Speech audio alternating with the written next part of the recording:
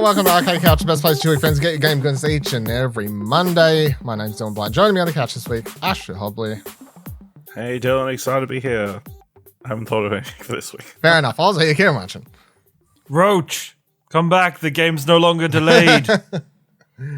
I mean, Good meme. they can go ahead and schedule this time.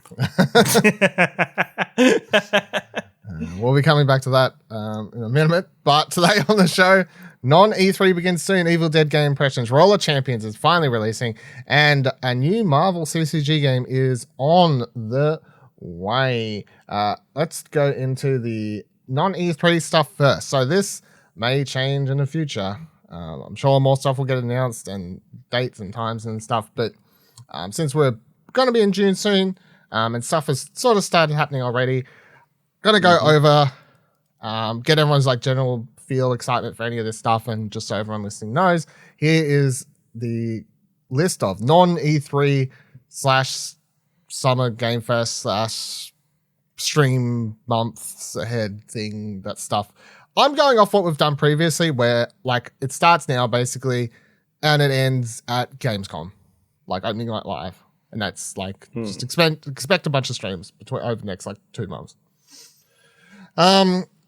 There's a list on explosionnetwork.com. It'll be in the show notes. I'm just going to have that updated with what's happening and stuff like handy. that. So bookmark that if you would like.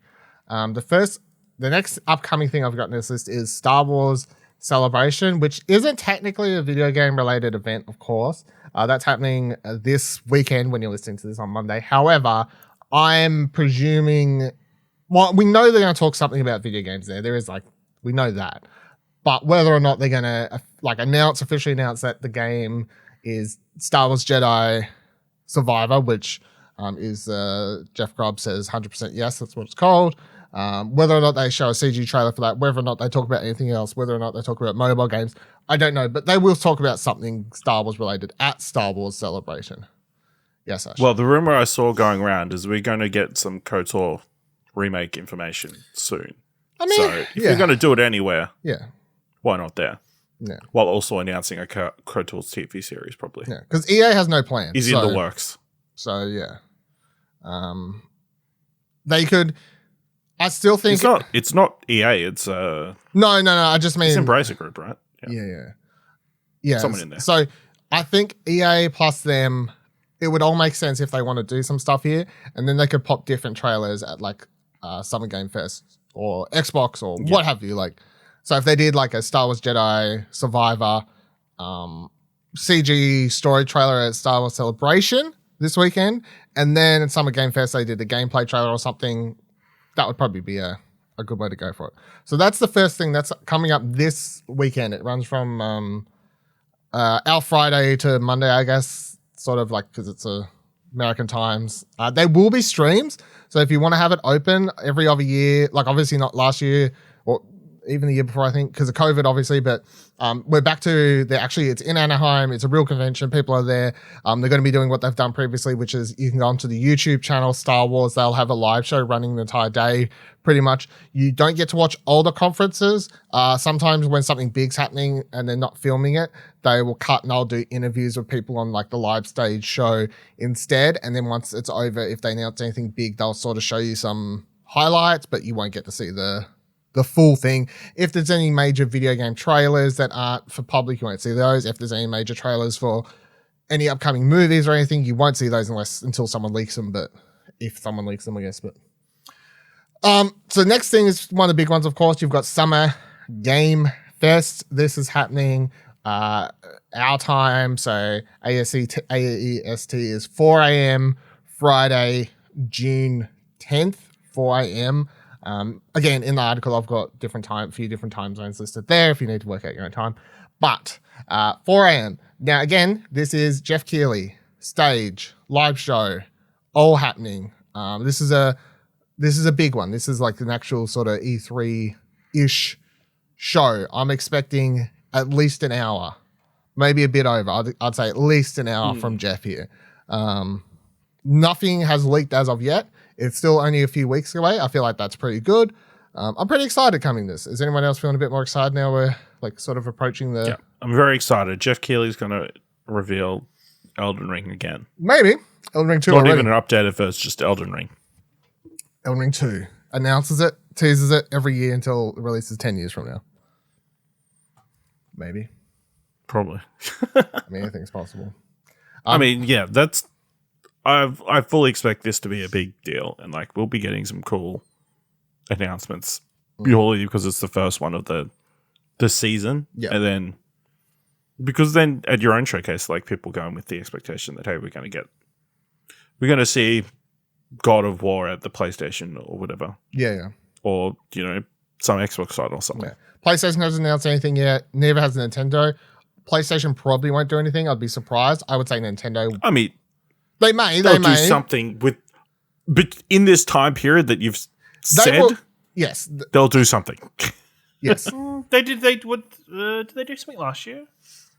They did a state of play, I think, right before all this or just after. I can't remember. Either or. They sort of chose not to be involved in the core time. The core hype period, I think, is how it worked out. I think. But they did online E3 last year, right? Or not? No, they didn't. No, didn't it was think they did. IGN did like They did thing something. as well. There wasn't online. Oh, fuck it. The years bleed together. Nintendo has previously always done some sort of Nintendo Direct around these times as well. So I wouldn't be surprised if you get one of those like in June or July, end of June, July, or whatever as well. But yeah, all of that hasn't. Sony and Nintendo haven't announced anything as of recording. So after Jeff Keighley's, you have Netflix's Geeked Week 2022. This is Saturday, 11th June, 3 a.m. Last year, they mostly announced either video game related stuff, pop culture, nerdy sort of, I guess, like that sort of stuff related, Witcher trailers, this sort of stuff. I'm expecting a little bit more this year solely because they now have that games department. And I'm like, if you're going to announce any games for your game service based on IP that you have, this would be a good time. Announce the games as well as the Arcane Season 2 teaser that's still a year away. You know what I mean? Like what do all that, but then announce I'm sure something. there'll be like a trailer for Oxenfree or like something like that. Yes, or stuff like that. what was their last game? Fuck, I can't remember what it's called now. But yeah, The drinking one? yeah, right? that one, yep. They're like, hey, it's coming to mobile. Yeah. It's coming to all Netflix users. You can play it in Netflix. Yeah. Or something like that. I wouldn't be surprised, but I also fully expect this to just be here are all the trailers for everything kind of gaming related. Yeah. It's There's either Resident Evil gaming trailer, related or Cuphead Season 2. yeah. Like you said, Arcane. Hey, listen, check out this League of Legends game that's based, that Arcane is based on. It's like, yeah, get a bit of taste of that. I heard it's popular. Yeah, that's what I've heard as well. So that'll be one. See how it goes. Last year they had a bunch of cool stuff, trailers and stuff. So, but Tribeca Game Spotlights after that, or at the same time, basically a couple hours later. So that's 5 a.m. Saturday, 11th of June. So this is an actual stream. They have a stream, like a spotlight stream. That's why it's listed at 5 a.m. You can sign up to play demos currently. It costs money. I think it was like $6 or something. You can play like 2 demos of the listed games. I don't know exactly how it's all going to work. I've paid my $6. If I get closer to the date and they're like, no, it's American only, I'll get a refund, I guess. But they took my money, so see how I go. But yeah, if you want to look at the game, so there's stuff in here like the next It's Plague Tale, yes, that American Arcadia, As Dusk Falls. What else I see? it's and some indies. Cuphead, The Last Delicious Last Course, Yeah. Immortality, Oxenfree 2, Lost Singles, The Cubs, Thirsty Suitors, and Venba. Yep. So And the I was trying to get up also. Here it is. The festival for the games related stuff is the advisory board or what have you. So you got Nia DaCosta, who directed John Peele's Candyman. You've got Jon Favreau, of course, Mandalorian and stuff.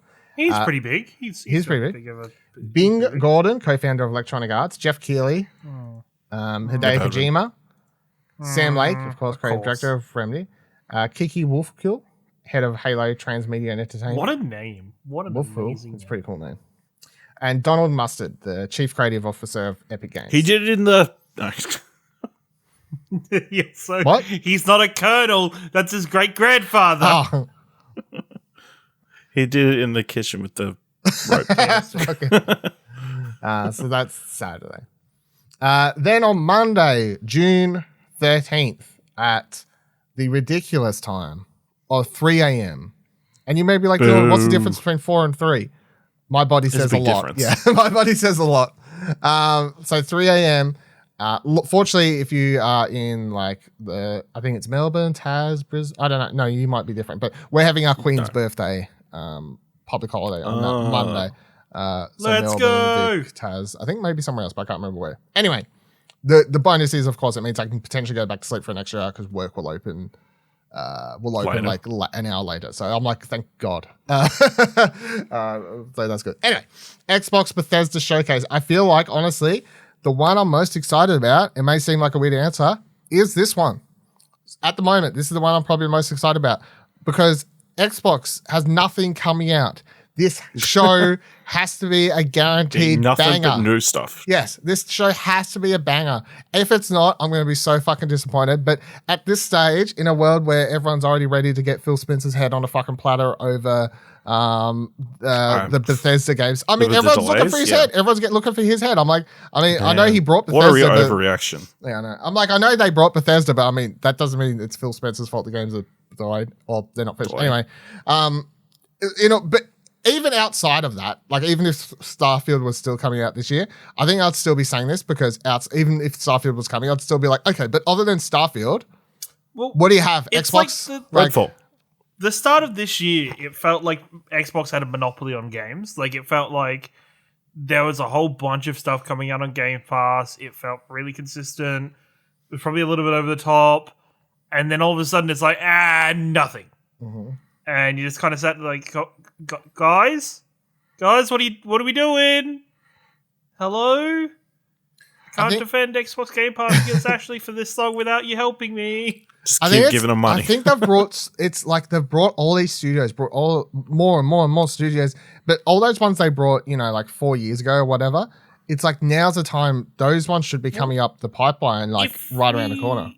Compare it, and I feel like I've been comparing this for far too long. It's like the first year of the PlayStation 4, where PlayStation was just like, we're just going to rest our laurels on third-party games this year.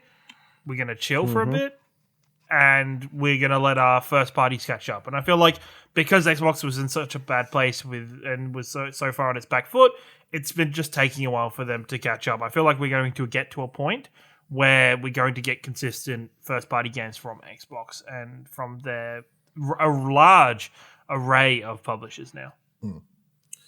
So I'm coming into this, I'm like, Hellblade release date, Let's go. Finally. Even though because Hellblade was originally supposed to be an Xbox Series X launch title. I don't know if they ever officially announced it or if it was just a rumor. Yeah, it was advertised as like within the first year or something. I mean, it was the first trailer they ever shown, but...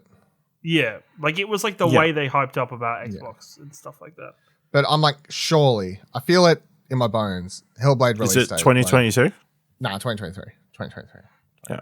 Well, then don't put a date on it. Yeah. I feel like there has to be some... they need something for this year, but like, I feel like, so if I was to guess something, I know it's not super exciting, but for like, it will sell, do some stuff. I'm just going to say... Forza Motorsport. Yes, correct. Forza Motorsport 7 or... Who's making it?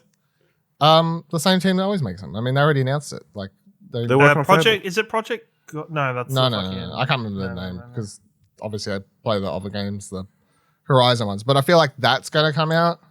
Turn 10. Yeah. And then they could also talk more about, so I presume we'll also see something for Halo, upcoming seasonal content for that, because that's A, Battle Pass money in their pocket, and B, they want to keep that game Or popular. they finally announced co-op for story mode. Yeah, and like a date for that. That's like good press. I know it's like people are angry that's not in it, but if they had a date for co-op and stuff, that would certainly please a lot of people. And then I was trying to think, what big game realistically could they say is actually coming out this year, like this holiday season? And I just don't know. Like I was looking through some stuff earlier today, and I'm like, I don't know what. if any. I feel like they're going to have a really fucking banger of 2023. But 2022 holiday season, I just don't know. I don't know. But we shall see. State of Decay 3. Oh, that's not a banger. That's the big one. It's not a banger. Which I guess at Well, the that's same what time, that's the most likely. Yeah. it's kind of even if they have a quiet holiday period this year, stay out of the way of God of War Ragnarok. Just just chill, just move out of the way of maybe some bigger stuff that's on the horizon. I mean, I don't know. I just feel like it's they like put out no games. Like I feel like they need something to come out this year. So I know Halo coming out. Which do you think's more likely? State of Decay 3, Contraband, Everwild, or Avowed? Avowed? No. Avowed's the fucking. Avowed is the Obsidian. Yeah. Is the Obsidian. No, Avowed isn't coming out then. No, none of them. I don't know. The State of Decay seems likely, but at the same time, is State of Decay 3 really what you're going to rest your laurels on? Because State of Decay 2 flopped hard. Like, that was a game that seemed to come out to zero fanfare and zero kind of media talk. Wasn't it buggy? I don't know. It's just a weird spot. Yeah. Listen, they just announced a bunch of new airports in Microsoft Flight Simulator, and then everybody will be happy. Maybe. We shall see. Either way, I feel like that conference is going to be a really good one, even if it's just for 2023. Yeah, it could just be hyping all these studios that we haven't seen anything for. It would be nice for them to, and you know, I've been begging for this. I beg for this moment every time we fucking the lights go talk down. about 2 green lights. No, sorry, that's Ubisoft. Nah, that's the Ubisoft conference. It's a little different. No, the lights go out, and then somebody goes, "See, this is the perfect dark." Oh, God, that's a bad one. No. I want them to, you know, now that they've bought Bethesda, do the Bethesda's greatest move ever and just be like, hey, we're releasing a big game in 6 months' time. Hey, guess what, guys? Here's new content for Fallout 76. Maybe not. Now you can wear a Halo helmet.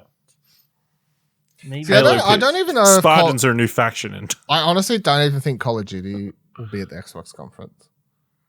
I still think it will be at... I don't think it'll be allowed to be at the Xbox. It'll be at its own reveal. Like it's just its own thing. With PlayStation still plastered all over it. Yeah. Because apparently PlayStation's still got the deal for like promo and whatever. 2 more games, whatever it is, It would be cool to see what Tim Schafer's up to. It'd be cool to see what Double Fine's next game is. It'd be cool for them to release like more content for, even though Psychonauts 2 is probably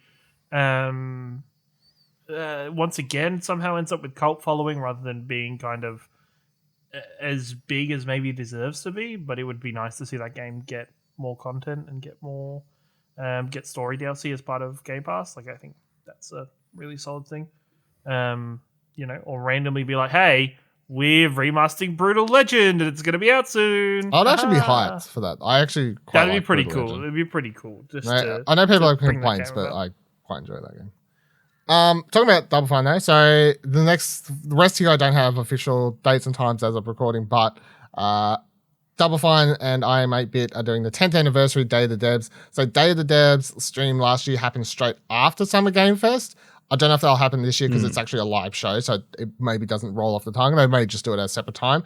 That's totally fine. Anyway, it's just in case you haven't watched it before, Tim Schafer hosts it. It's a bunch of devs. They're talking about games that are coming out. There may be 1 or 2 reveals, but otherwise it's just sort of a deeper look into indie games you probably know about. Either way, it's usually really cool games, like exciting, innovative sort of stuff. There's funny bits in it. Tim Schafer's funny usually. So I enjoy watching that. Then we've got the Future Game Show. Again, Games Radar presents Future Game Show. I don't know if they've said who's hosting this yet. They've changed it around every last few times. There was one, they did one right at the start of the year. They've usually done like 2 or 3 of these a year. They're usually pretty good, 40 odd minutes or whatever. Hopefully not too many repeats. They've had some exclusive stuff in these in the past as well. So the PC Gaming Show presented by PC Gamer is back. Presumably Day 9's hosting. I doubt anyone else will ever host it. I presume he'll host it to the day he dies, to be honest. Both of these are all happening on Monday. We just don't have a time yet, but like Monday the 13th, like presumably after the Xbox Microsoft Xbox Bethesda thing. So. And then the Wholesome Games Direct, they've announced that they're doing another stream this year again. Again, this will focus on cute and wholesome games, which, if you don't know, basically means no combat and pretty cute things. And that stream was really good last year, had a bunch of really unique games in there, obviously, that you don't usually see showcased elsewhere, and it was really cool to see that. And then skipping ahead to August, so there's nothing really in July at the moment, so we'll see what happens there. August 12th, August 13th, Australia, Saturday, 5 a.m. THQ Nordic is hosting their second digital showcase event. Promises to show both new games and old in here. I mean, they own about 50 billion studios, so like trying to guess what the hell they're going to show it's like, Destroy All Humans 3 remake, a fucking SpongeBob game, some new random RPG they brought the license to and bring it back to life. You know, like it's, who fucking knows?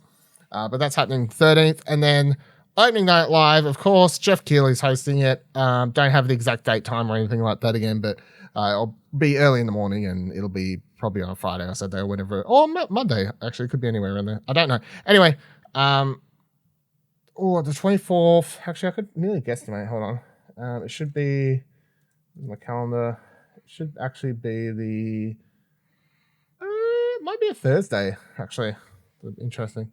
Maybe then. But anyway, that's all the upcoming period. So keep your eye on that article. It's in the link. It's on explosionetwork.com. It's going to be on the homepage for the next couple months. So yeah, keep your eye on that. Go to explosionetwork.com/non-E3. Oh, you did a hyperlink, did you?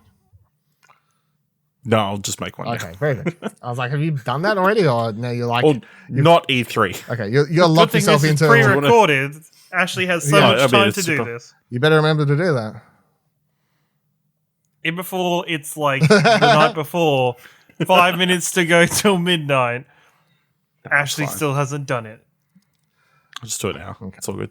No, you can't, because you're going to want to talk about this next story, which is Marvel announced a game, and they teased this on Twitter, and I was at first like, man, I bet you this is going to be boring, and I'm not going to care. And then I wake up this morning, I was like, this actually looks like a fucking awesome. I'd love to play this right now. So they've announced this game called Marvel Snap. Terrible name in my opinion, but nonetheless. It's coming to mobile first. It's going to be a PC later. It is a CCG, so it's a card game. You get cards, you build a deck. There's going to be more cards added to the game, et cetera, et cetera, et cetera. But the gameplay is super simple, but also looks like you could obviously get really good at it. But like from a core understanding, I really like how simple it is. And in the video they released talking about the game, which is headed up by, sorry, I forgot his name. Where is it? So it's game director of this studio, Second Dinner. This is their first game. Ben Brode, who left Blizzard in 2018 and started this studio. And when he was with Blizzard, he was one of the head designers on Hearthstone, and he was the game director of Hearthstone for a long period there until he left in 2018. So this is someone who has a lot of experience. And before that, he was working on Warcraft and all sorts of things, but he's obviously someone who has a big part in one of the most popular successful digital card games, which is Hearthstone, of course. But this is nothing like Hearthstone. It's a lot simpler. How it works, I'll try and explain it I don't think it's hard to explain, to be honest. As someone who hasn't played it, but just watched the videos. But there's 3 lanes, right? In the middle, it may say like Wakanda, and it reveals and say Wakanda has like an ability that says +2 to like this sort of thing. Or in the video they showcase, I can't remember what place it was called. There was like the third lane was a place that said or the middle one was like, you can't play anything here after turn 5, or you can only play things here on turn 5. So like either way, the places all have like little ability, like subtext to them. There's only 6 turns in the game, meaning that the games, they say, take about 3 minutes each. They're super short. You play your cards at the exact same time, and then they get revealed simultaneously. All the cards have different effects. So like this one here on the article, for example, says like there's a Captain Marvel card that has, after the final turn, move to a location that wins you the game if possible. So, I mean, so if you could win the game, and you win the game by owning 2 of the locations. So you need to win, and you win by having the most points in that location. So cards are worth points. They also cost points to play. You get like 1 energy at the start of the game, etc., etc., etc. So you may not be able to cast your most powerful card on turn 1, but you can play it on turn 6, and maybe on turn 6 you can play like 3 smaller costing cards. I don't know if this sounds a lot more complicated than what is. Maybe I'm making it harder, but it's really simple. I'd suggest watching the video on it, or even the gameplay video. It's like 13 minutes. The snap part, which I didn't fully wrap my head around, but that's fine, which is that there's a cosmic cube and you're playing for this cosmic cube. They talk about it doing something to do with rankings, but I'm like, is it also like currency you can use in the game? I don't know. Either way, at the start of the game, you're playing for 1 cosmic cube. But if you let it roll through to turn 6, the last turn of the game, it's going to now be worth 2 cosmic cubes, or you're going to lose 2 cosmic cubes if you lose the game. So you can choose to basically forfeit the game prior to turn 6, and you only lose that 1 cosmic cube instead of the 6. Or at any point you can basically say snap, say you're so confident you're going to win, and like double the bet of the cosmic cubes. Like that's how confident you are.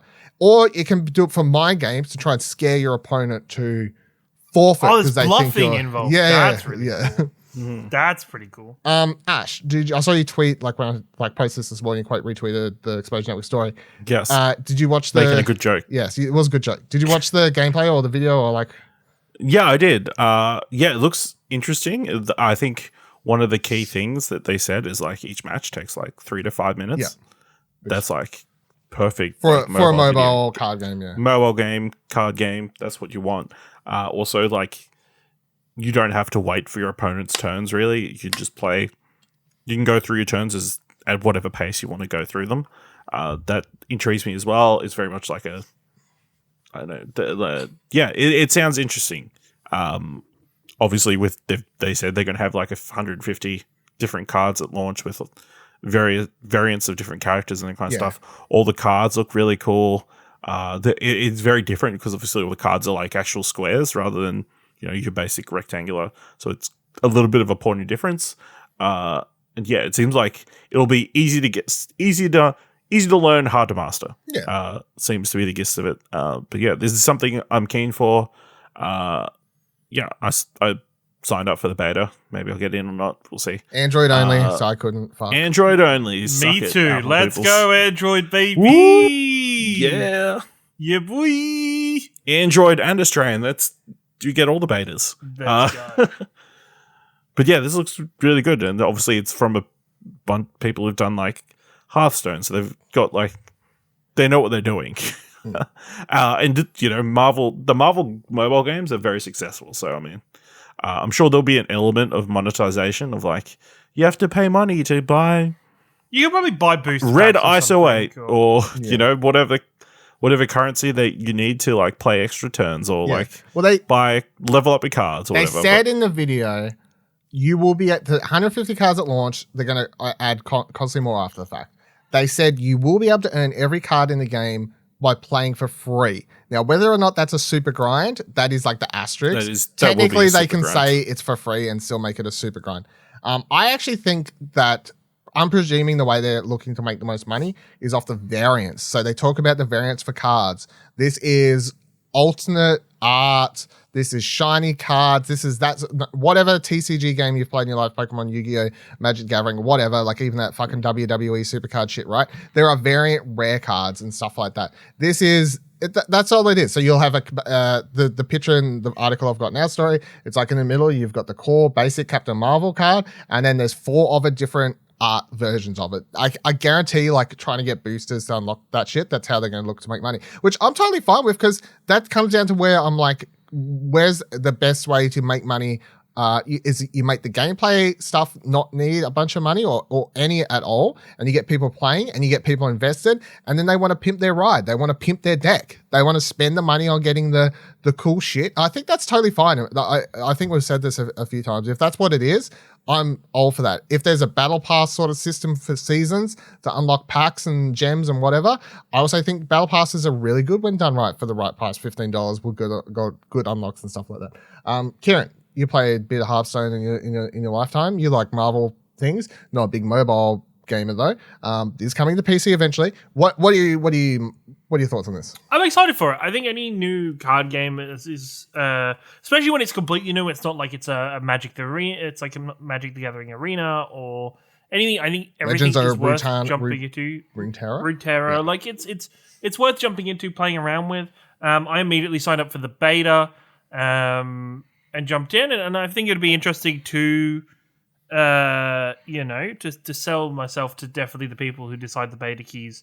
Boy, it'd be really cool to have a non-mobile gamer like me play it and be like, you know what, this is my opinion.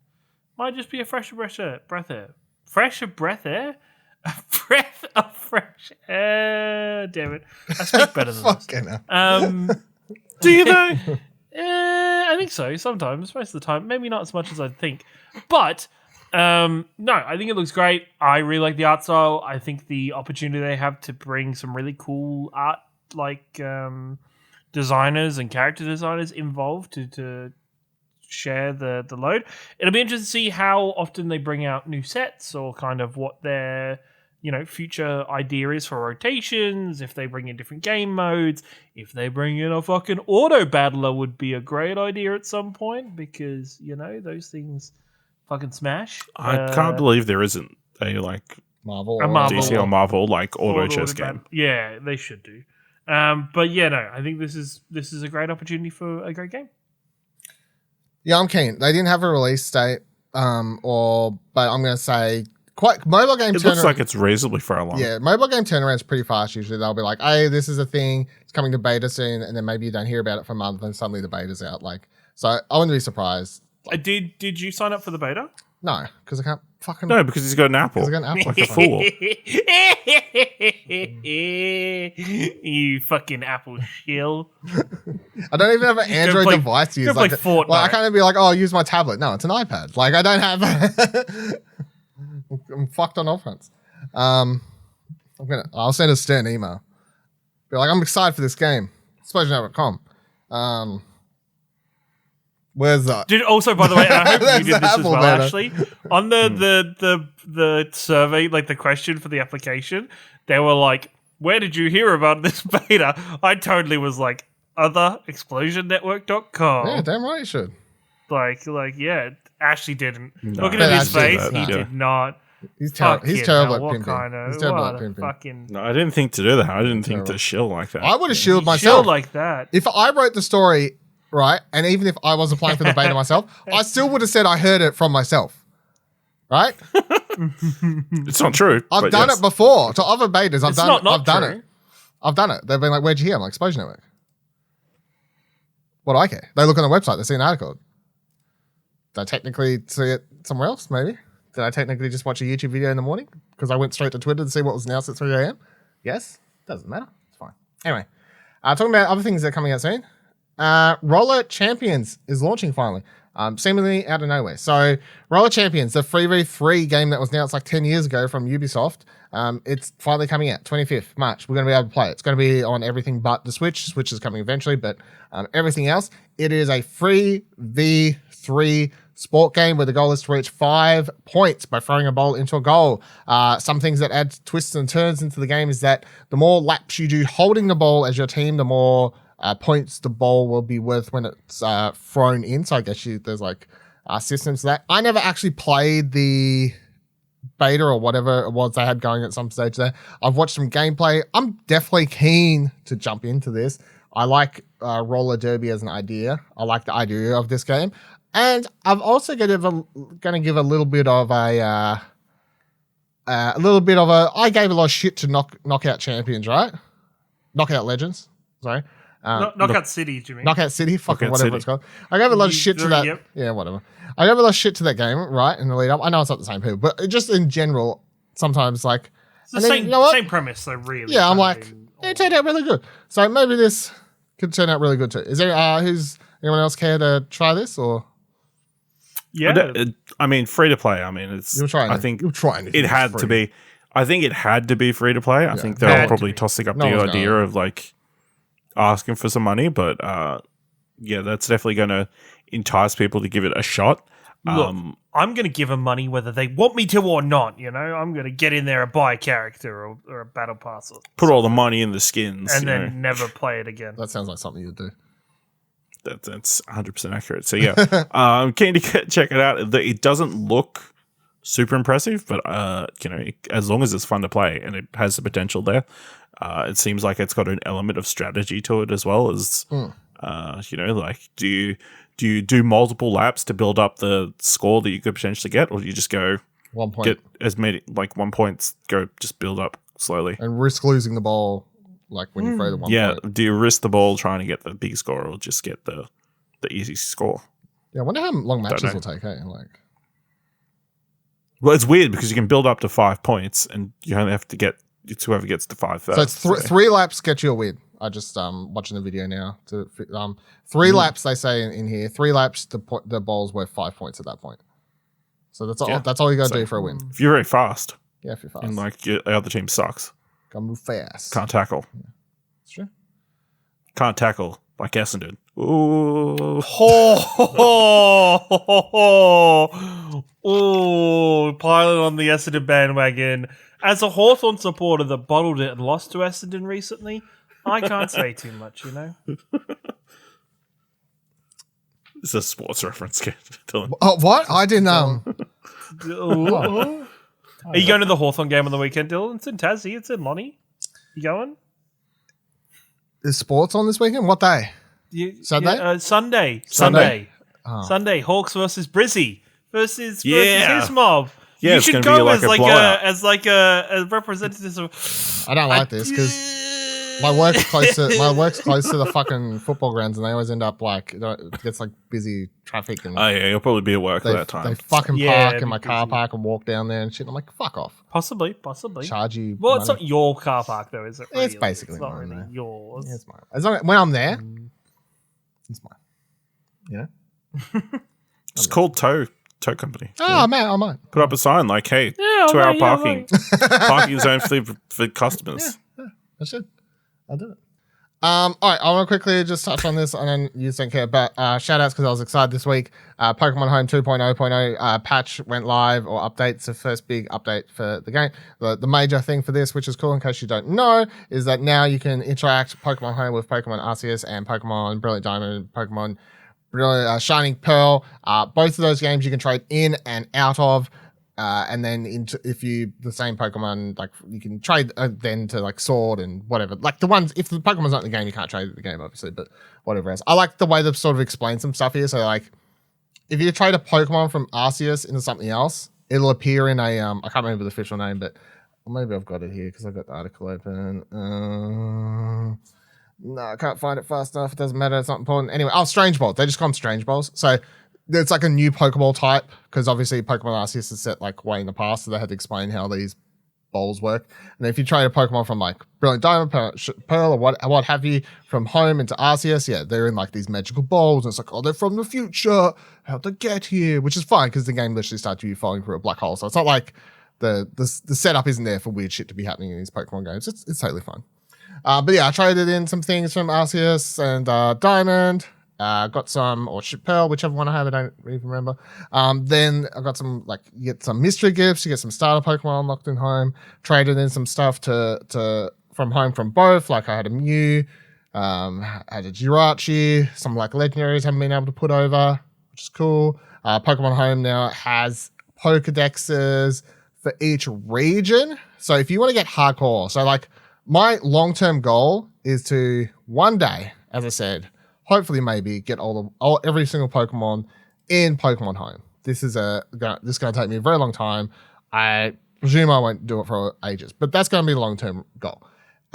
However, if you're extra hardcore or you've somehow already done that, they've now added the different Pokedexes in Home. So say the Kanto region and the Galarian Dex, all this sort of stuff. However, to complete those Pokedexes, they'll only tick off Pokemon if you transfer them from that particular game. So the Galarian Pokedex will only tick off that Pokemon if you transfer it from Sword or Shield. If you transfer the Pokemon from Pokemon Go, that's a Galarian form, won't tick off in that Pokedex. So if I transfer a Marchomp from Sword and Shield, it's not going to tick off the Kanto one because No, it didn't it'll come from tick a off. Kanto game. Yes, it'll tick it off in the Galarian decks and the national decks, like all the Pokemon decks. Yes. But it won't tick it off in the Kanto. To get the Kanto tick, you have to transfer it from Let's Go Eevee or Let's Go Pikachu. Okay, fair enough. So for those really want to be hardcore, I mean, I'm happy with just the. You're pretty hardcore. I mean, You no, have no, living decks no, for no, Sword and Shield. Like you scamozzed a poor British boy who didn't know what he was getting into out of some merch for PAX. So Have you gone back to it? pardon? Have you gone back to? No, I'll probably play it tomorrow. I'm going to Melbourne tomorrow, so I'll probably play it on my way. Because I've been trading in some legendaries from Pokemon Go too for home for like my living decks in home. But I think I covered this last time where maybe I didn't. But like if I trade, I definitely do. If I trade one legendary in, it like costs a bunch of like energy, and then I more or less have to wait an entire week if I don't want to pay real money for that energy to build up before I can transfer another legendary, which is fine. Like I'll just do it over like I just check it once a week and like transfer over a Pokemon, but. Just any in Pokemon Go that I've got like a bunch of extras of for stuff that I'm putting over. Yeah, so Pokemon Go, Pokemon Home update's cool. I'm really hoping, because like obviously Arceus and the Diamond Pearl stuff took ages for them to add home support, and I think it's just because they're like very different games. Like Arceus, not a typical Pokemon game. It's got different forms in it. It's got different bowls. I understand maybe issues there. Diamond Pearl, they weren't made in the same engine as the rest of the games was apparently the issue. I'm going to hope that the new ones, which names I can't fucking remember, Scarlet and Nexus, I don't know.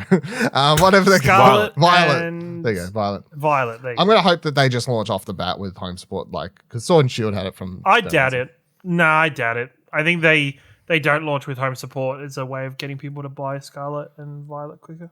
I mean, I feel like I'm pretty sure Sword and Shield had support from the get-go, or... shortly after. I mean, I don't even mind if it's like a little while after they like, look, we need a cooling off period. I'm fine with that. I just like months and months that we've had to wait for these games to get support. So I don't know. Anyway. And then the final news story this week is something we talked about a month ago, where the CD Projekt Red was like, look, The Witcher, we're doing it in-house now, the complete edition PS5, Xbox Series XX version. We're delaying it. Inevitably was the wording. Basically sounded like next year, indefinitely. Sorry, indefinitely. Not inevitably. I mean, it was inevitable. They have indefinitely oh my God. delayed the game. They made it sound like it wasn't coming out to 2023. That's what I thought anyway, because it sounded so dire. Anyway, randomly this week, they're like, hey, it's coming Q4 2022. Like it's so random. So in the news story I wrote for this morning, I wrote here, it's a kind of odd announcement to say it's coming in Q4, as that's any month towards the end of the year, given that it already announced that the game was delayed until further notice. I feel like CDPR could have held off announcing it was releasing this year until they had a solid month in mind, because I just find it so weird. They already announced the game was delayed. Why even bother announcing it's coming in Q4? Why not just wait until you know at least like November? Because today, you know what I mean? Was the 7-year anniversary of Witcher 3. It's a 7. It's not like the 10th or something. Like, who fucking cares? They just want to flip. They just want to flip the bird to Ash. Ashley's complained about random anniversaries. I think maybe they have finally been able to take a proper look at the state of the game and actually review everything. And maybe they've actually just been like, oh fuck, okay, this isn't as bad as we once thought. Like, this isn't... I know it was rumored when they originally had to retake it back over that it was either some kind of contract dispute, some kind of problems with the actual development of the game itself. The war. And the handover period. Russia. Like, or the war also, yeah, does it. But maybe they've now had the time to review it, to go over it, to see what they've got, and they've gone, oh, you know what? We actually don't need to delay this that much. We can do this. The only thing that they can't do now is this game has to come out now. Yeah, why would you do this? Yeah, I know. This game can't be delayed. Like, this game just has to. Imagine a month from now, they're like, we're inevitably you saw this coming, and we are irrevocably, unfortunately, delaying The Witcher 3 again. Oh, just start playing Hot and Cold by Katy Perry on this one. Yeah, it's a weird announcement. It's like coming out with another yellow Yellow I background. feel like Yellow there is an mist, yeah. aversion to yellow at CD Projekt Red right now.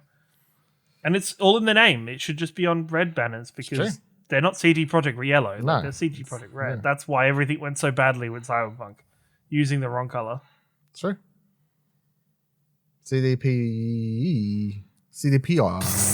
I know that's CDPY? CDPY. SDPY.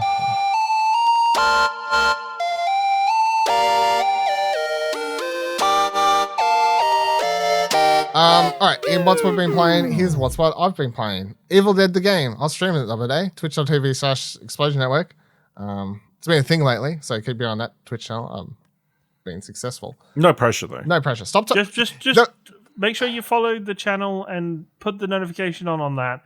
Don't rely on tweeting out. Ring that because bell. Yeah, ring that bell. Dylan doesn't like tweeting anymore. Yeah. Is a bell thing on Twitch? Yeah, there's notifications. There is indeed. There's There is notifications. definitely You can notifications. turn on You notifications. can join there. the Twitch notification squad. Yeah, or you can join our Discord, explosion.com/Discord. It gets announced in the Discord as well. So yeah, I'm not tweeting it out solely because I just find Or it just have the tab open like 24/7. 24/7. Just have to stream. Just in case. You know what I learned the other day? Side note: if you want to like support stream but you're like, I got to close, I got to go somewhere. So I learned that if you leave it open, like it will eventually, or if you mute the video, that Twitch is like, nah, you've muted it, like that, and it's not good for your analytics, or like it doesn't count you as a viewer anymore. However, if you leave the video player unmuted and you right click the tab and mute the tab, it tricks it so it thinks you're still watching. Yeah.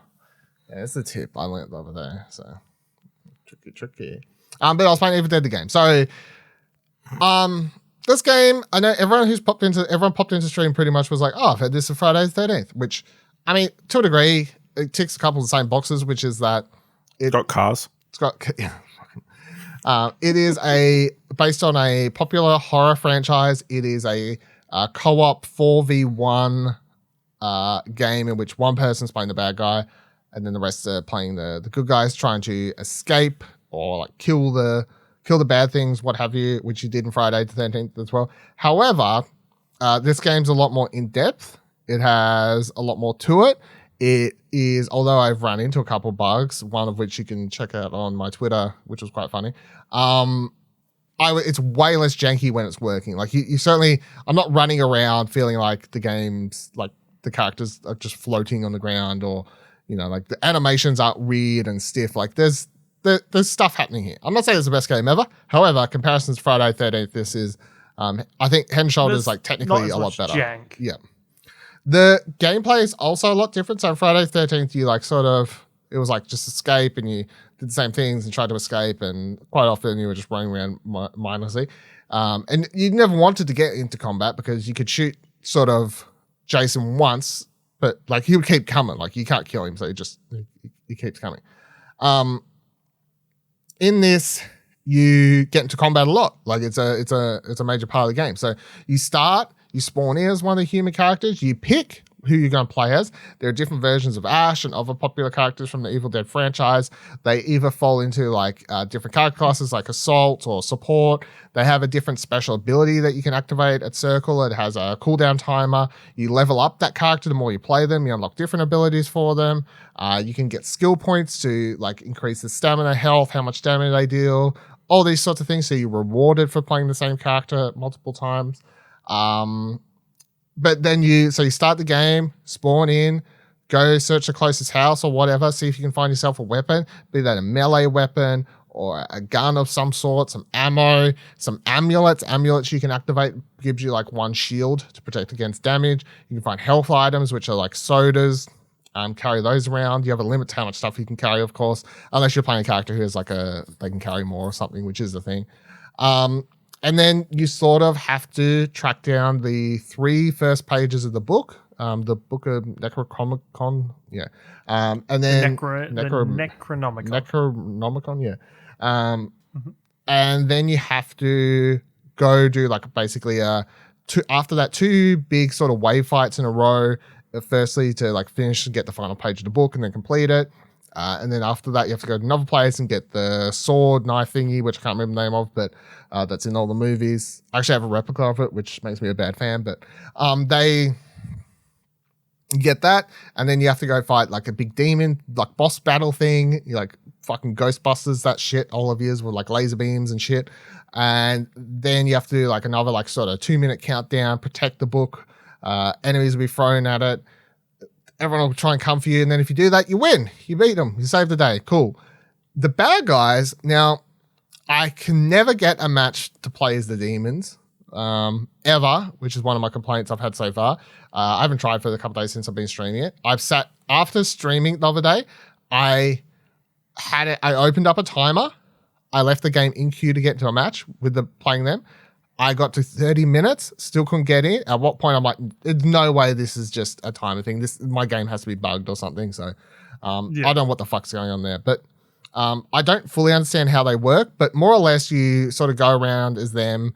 You can like collect energy. You can then use it to unlock and level up and get stronger. You can then call down AI enemies to fight. You can set traps. That's where like spring things that'll scare the human players. Have enemies spring out. You can take control of other players if you can, if they're like scared enough or what have you. You can launch into battle yourself as like a strong character. All these sorts of things. So like it's very different to a lot of these other Friday 13th or Predator. It's more of like whatever. a real time strategy. Yeah. So there's a lot. Is there only one person on the enemy team? Yeah. Like on the bad guys? Yeah. So you're just controlling everything. Even though there's a bunch of AI controlled enemies you're fighting, it's just one person controlling it all. So you're just the head honcho. I'm definitely enjoying it. I definitely feel like there's a lot more longevity to this than some of the other ones. Because already there's a lot more you can do by to unlock, like just what's included in the base package here, let alone what could be coming in the future. I feel like this is a lot heftier of a package. Like you've got multiple characters, multiple classes of characters, lots to level up with them. You've got you've got AI modes, which we're missing from a lot of these other games, which people ask for. So you can play you can play online with humans versus AI demon, or you can play like versus bots entirely. There are single player missions that you can do, which I tried twice and actually couldn't complete, so that was quite hard. You can do those. Like there's a lot here, a surprisingly high amount here for, I think it's like 55 Australian dollars or what have you. My last thing I'll say is you will get a lot more out of this, obviously. Playing with friends. Like any of these games, I can only assume it's going to be a lot more fun if you were playing with people. Not to say I'm not having fun playing by myself, but these games are always going to be so much better if you have people playing. And B, you're going to get a lot more out of this if you're a fan of the Evil Dead franchise. So there are characters here from all of the films, the TV show. Nothing from the remake, I don't think, unless I'm forgetting something. But they're, of course, going to add characters and stuff like that, and there's definitely room for that.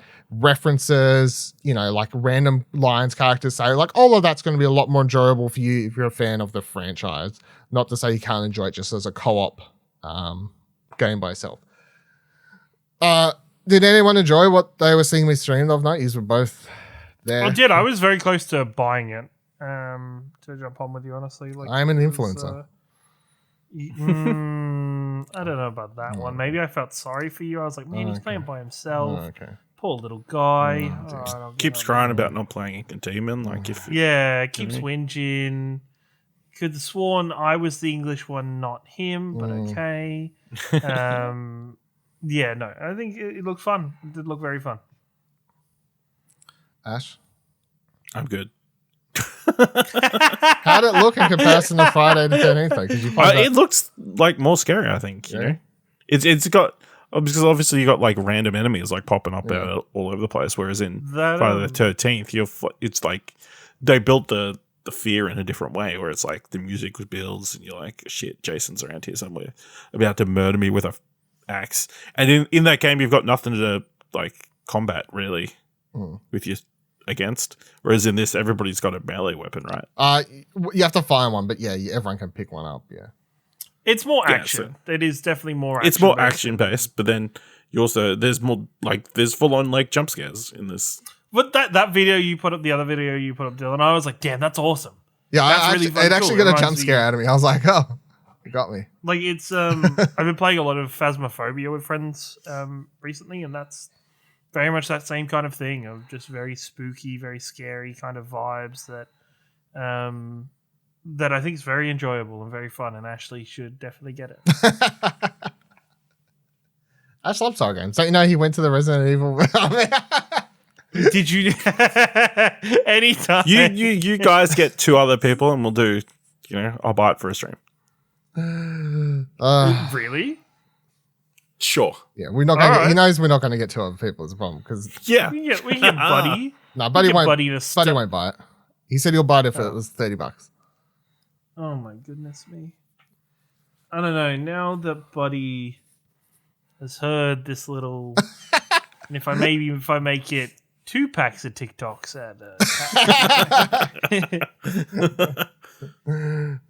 but no, it's pretty fun. to just sweeten the deal. I may probably stream it again, especially if I can actually stream playing as the demons. As the demons. That would probably be a very good reason to go back. Which I'm again just assuming it's some launch week woes these games have and issues, but yeah. The other thing I've put a little bit of time into, not to talk much about it, but I was really impressed. So Apex Legends mobile version released. It's really good. I know this is something that, of course, if you're like, I hate playing games on mobile, let alone playing a console game mobile, that's fine. I'm definitely not going to put a lot of time into it. Like, I'm just always going to, I'd rather play this on my, console. That's where we play Apex Legends. But I am just, shocked that we live in a day and age where I can play this on my phone. Not, let alone play this on my phone sitting at home, but I played a game of Apex Legends, a battle royale game, on my phone, on my lunch break at work today. And it looks good. It plays well with touch controls, which, the touch controls, they're not the best. But, as far as touch controls go for a first-person fucking shooter, it plays really surprisingly well. I was shocked how well everything sort of comes together, considering, it's the full map. You've got not all the characters. They've got one exclusive character in this, not someone I'm missing, because it looks like a very generic sort of, honestly, character they spent 2 minutes making, but that's fine. There is an exclusive Apex Legends champion in this game, if that's something you care about. But everything else that you care about is here, the full game modes, the battle passes, the all that sort of shit. So yeah, I posted I posted a clip on Twitter if you want to check that out over there. That was cool.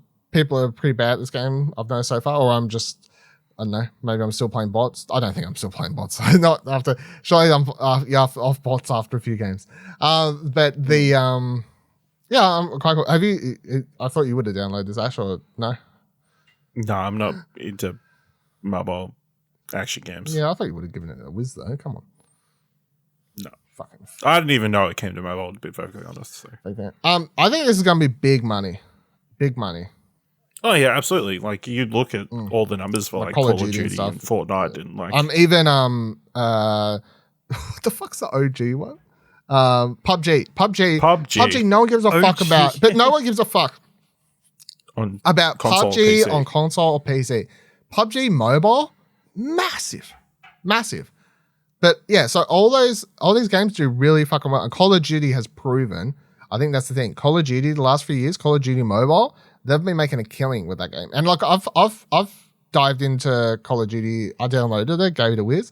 I was like, this plays really fucking well again. I'm super impressed. This is something I can play on my phone, but not particularly something I want to spend a bunch of time in, but impressive. So I can see why they're making a bunch of money there. It's got the same battle passes and all that sort of shit that they make money for on console. But for people who want to play on their phone, or that's how they prefer to play, I don't know, whatever the audience is. But yeah, so I think EA Games / Respawn, they're going to make a bunch of money over the next 12 months with the release of Apex Legends on mobile, for sure. Big market. Big market in a lot of places in the world too, mobile more so than others. So we shall see. All right. That'll do it for this week's episode of Arcade Couch. Let us know any comments, questions, concerns you've had about this week's episode. Of course, you can join our Discord, explosionnetwork.com/Discord. Go follow that Twitch page. I'm streaming there every fucking week at the moment. It's great. Twitch.tv/explosionnetwork. Find our Twitters, explosionnetwork.com/Twitter. And if you like this episode and thought it was worth $1, head on over to our Ko-fi page, explosionnetwork.com/support. Takes you right over there. Until next week, same time, same couch. Goodbye.